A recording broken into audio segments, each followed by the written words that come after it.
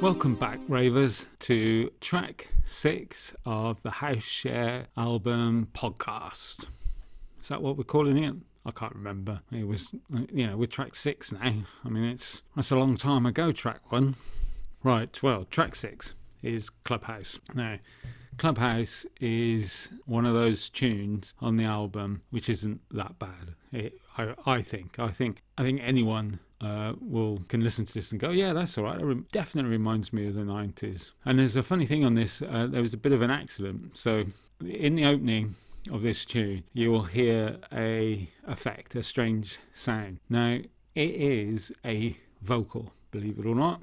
And if you can tell me what it is that is being said, you win a prize. Well, you win a emoji under your comment, if there is such thing, or a picture, whatever it is, those little things are.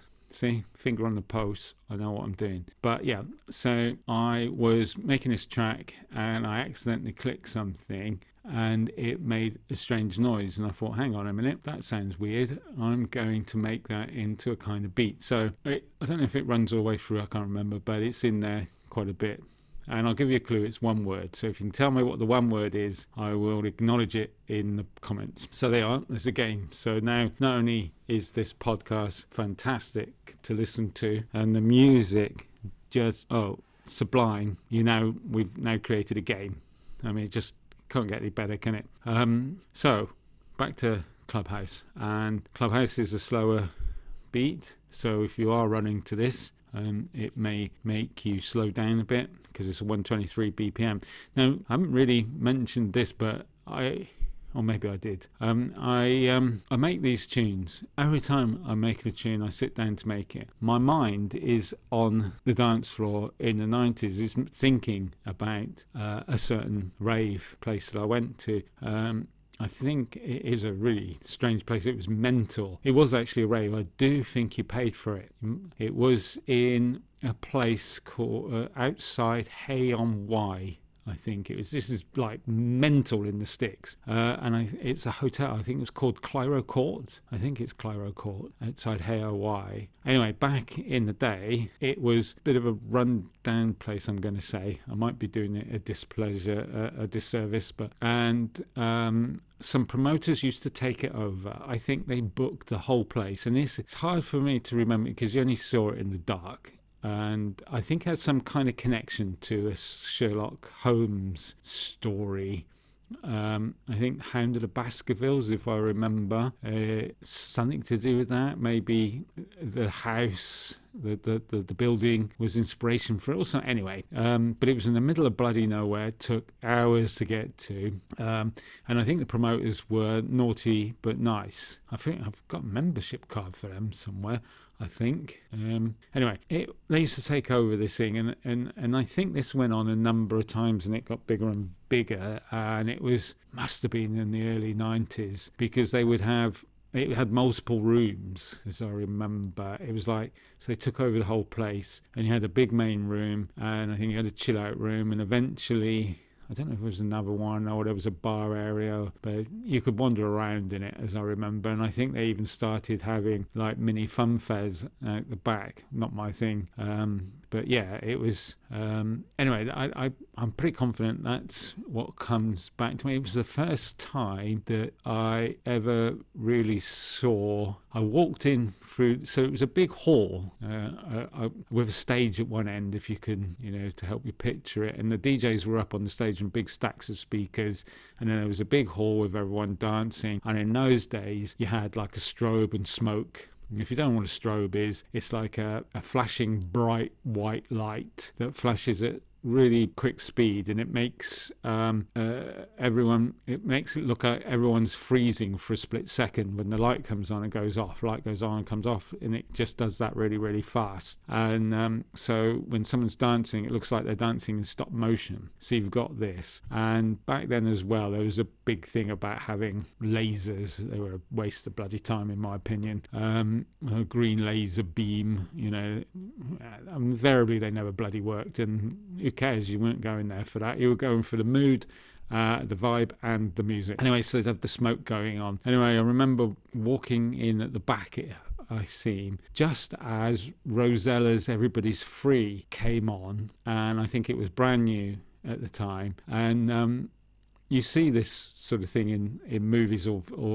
music videos, but the room used to fill up with smoke, so you couldn't see anything but smoke, and then the lights would be above the smoke. Anyway, as I walked in, Everybody's Free. If you haven't heard the tune, you can find it on YouTube, I'm sure, but it goes, everybody's free to feel good, and that's kind of the chorus thing. But everyone in the room's arms shot up through the smoke, and it was all lit up, and it just looked mental. And this was quite a big room. I mean, I'm going to say there's hundreds of people in there, and this was the first real time I ever saw this sort of unity at one of these things, because it was very early on, and Raven was still new.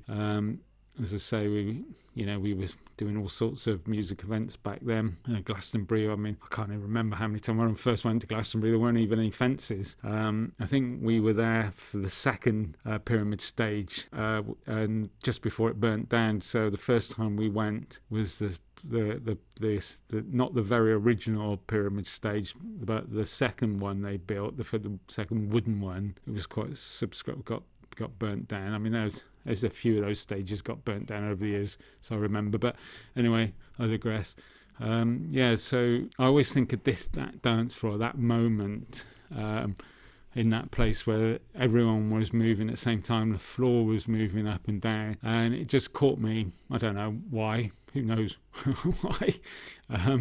But it seemed like a joyous moment, that everyone's arms went up. I mean, later on, of course, you had the old move your feet to the beat, arms in the air, all that sort of thing. But that was the first time I'd ever seen it, and it always sticks in my mind. It was a good night, that was. Yeah, good mood. And so when I'm doing these tunes, I'm always thinking of that moment where everyone was just having a great time. No one was caring. So these tunes primarily are for dancing. Hopefully you can listen to them as well. I mean, this whole album was thought of as if you were on a dance floor. I mean, in this tune, Clubhouse, I really like it. Again, I think I'm really starting to find my feet in the way I'm arranging stuff and putting things together. It's got such a nice bass line. I mean, the bass line on this just puts the hair on the back of my neck up. I mean, it just really brings the 90s back. This sort of bass line in the way it breaks. I mean, it's got some sexy breakdowns. I mean, it really has. And the synth stab. I mean, I think I discovered this synth stab here at this point, and I'm pretty confident it's in flipping everything I do. I mean, if it ain't broke, don't fix it. But yeah, it's there somewhere.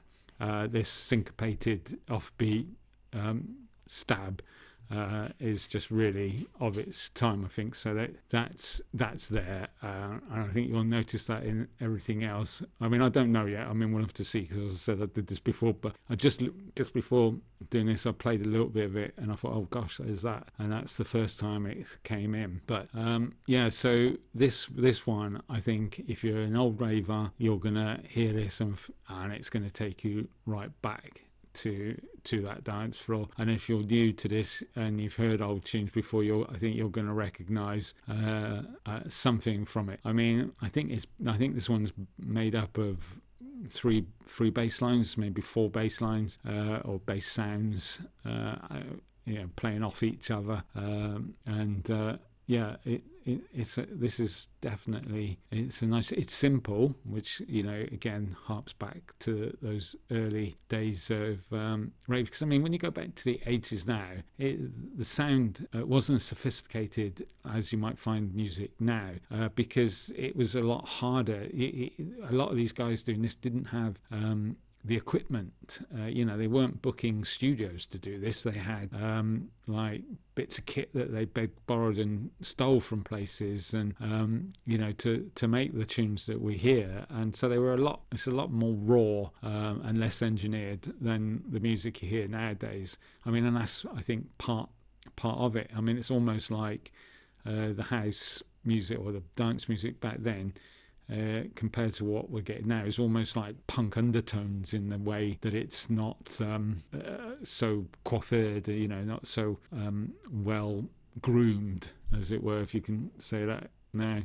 But yeah, so this tune again, I happen to like this, and it's, as I say, so when you hear this tune, take a listen to the vocal effect. You may not recognize it as a vocal, so it's the strange noise right at the beginning. You hear it all the way through.